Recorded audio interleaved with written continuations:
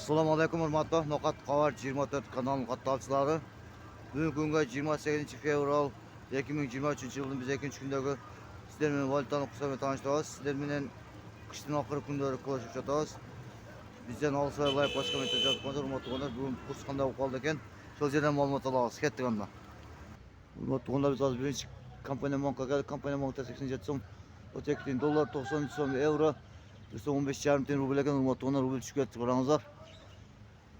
Buna 1000 rublin 1115 so'm bo'ladi endi.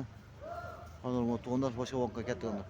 To'g'onlar hozir biz Finka bankka keldik. Finka bankda 87 so'm, 40 dollar, 93 so'm, euro 16 rubl ekan. To'g'onlar qarangizlar. Bu yerda rubl sal qimmatroq. To'g'onlar hozir biz kompaniya bank Ekaslan bankka keldik. Ekaslan bankda 87 so'm, 30 dollar, 92 so'm, 70 euro. 115,5 tane ekan bu yerda rubl uchun to'g'onlar qarangizlar.